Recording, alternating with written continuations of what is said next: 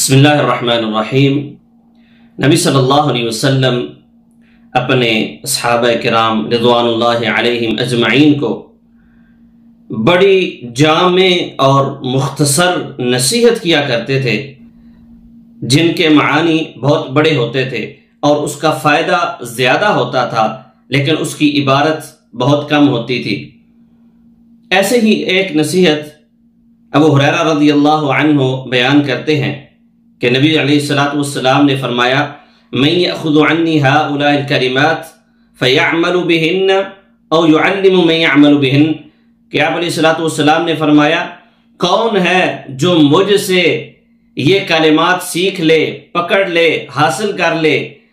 اور ان کلمات کے اوپر عمل کرے اور آگے ان لوگوں کو سکھلائے جو ان کلمات پر عمل کریں۔ ابو ہریرہ رضی اللہ عنہ کہتے ہیں کہ میں نے کہا، انا یا رسول اللہ صلی اللہ علیہ وسلم، اے اللہ کے رسول، میں آپ سے یہ کلمات لے لیتا ہوں، سیکھ لیتا ہوں۔ کہتے ہیں فأخذ بیدی، آپ علیہ السلام نے میرے ہاتھ کو پکڑا، فعد خمسا، 5 چیزوں کو آپ علیہ السلام نے شمار کیا۔ سب سے پہلی وصیت اور نصیحت جو آپ علیہ السلام نے ابو ہریرہ رضی اللہ عنہ کو کی وہ یہ تھی، اے ابو ہریرہ، اتق المحارم تکن اعبد الناس، اللہ کی حرام کردہ چیزوں سے بچ جا، تکن اعبد الناس، لوگوں میں سب سے زیادہ عبادت گزار بن جائے گا۔ وارض بما قسم اللہ لک تکن اغنى الناس، اور دوسری وصیت فرمایا، جو اللہ تعالیٰ نے تیرے لیے تقسیم کر دیا ہے، جو مال ہے، جو رزق ہے، جو اولاد ہے، جو عزت ہے، جو اللہ نے تیرے لیے تقسیم کر دی ہے، اس کے اوپر راضی ہو جا، تکن اغنى الناس، تو لوگوں میں سب سے زیادہ غنی ہو جائے گا۔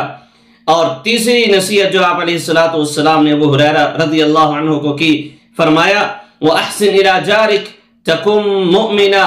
اور اپنے پڑوسی کے ساتھ حسن سلوک سے پیش آ، اس سے تو کامل مومن بن جائے گا۔ اور چوتھی وصیت جو آپ علیہ السلام نے کی، فرمایا، وَأَحِبَّ لِلنَّاسِ مَا تُحِبُّ لِنَفْسِكَ تَكُنْ مُسْلِمًا،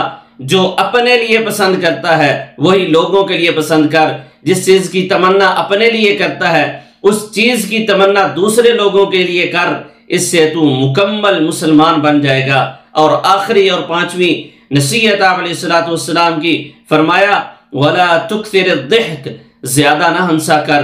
فَإِنَّ كَثْرَةَ الضِّحْكِ تُمِيتُ الْقَلْبَ، کیوں؟ زیادہ ہنسنے سے دل مردہ ہو جاتا ہے، اور جب بندے کا دل مردہ ہو جائے پھر بندے کا دل عبادت کی طرف نہیں لگتا۔ تو یہ 5 وصیتیں تھی آپ علیہ السلام کی، اتق المحارم تکن اعبد الناس، اللہ کی حرام کردہ چیزوں سے بچ جا، عبادت گزار بن جائے گا، اور جو اللہ نے تقسیم کیا ہے اس پہ راضی ہو جا، لوگوں میں سب سے زیادہ غنی ہو جائے گا، اور اپنے پڑوسی کے ساتھ حسن سلوک کر، اس سے تو مومن بن جائے گا،